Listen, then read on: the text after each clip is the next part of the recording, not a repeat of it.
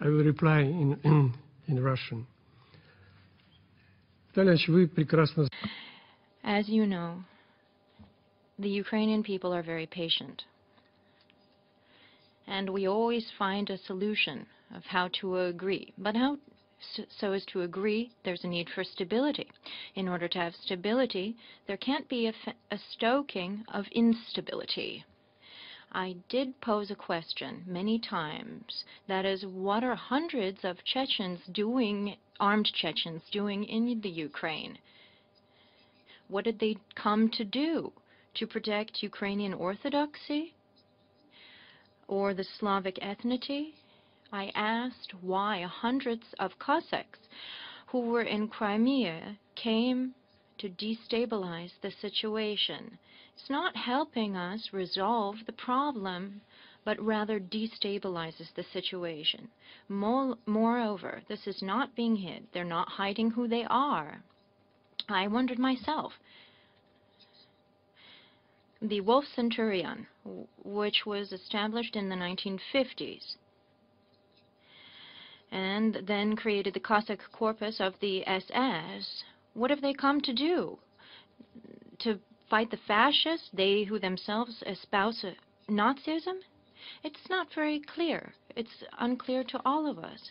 What might happen if in our country suddenly citizens of another country appeared?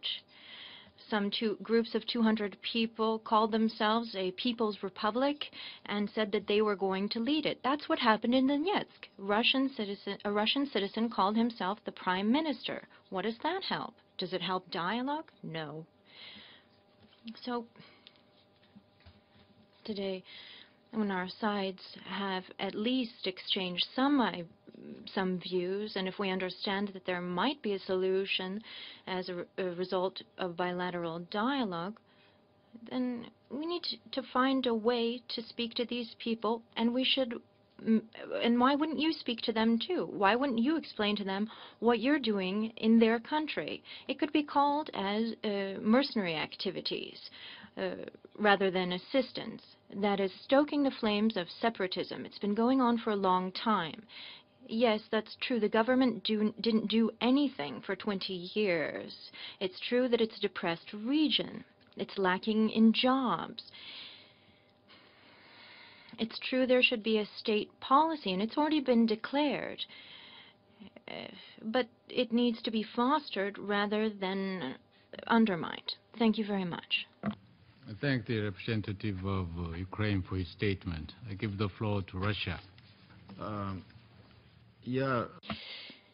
Well, I think that, sir, it was useless that you were making ironic comments about the Chechens. I don't know. You might talk with them, and that might lead you to talk with the people in the southeast of the country, but let me just not get bogged down in that topic. I actually liked that at the very end of your remarks, you nevertheless did give an objective assessment of the events underway in the east of the country. You talked about the depressive nature of that region. That's what should be being talked about. But saying that artillery strikes and the bombings is not something that will solve the depression. I'm not sure if on Ukrainian TV showed this, but that when people, that when people came out on 11 May for the referendum, there was a high voter turnout.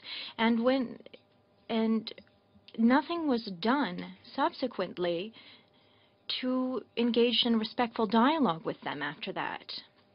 But if I don't know, if some events have occurred that have called your attention to the region, then I hope that will lead to constructive actions. But we haven't seen that. Stop these military actions, and then maybe we'd help you set up dialogue. That's what we've always said. That's what we've always said. That is, come on, let's set up dialogue, and Russia will help.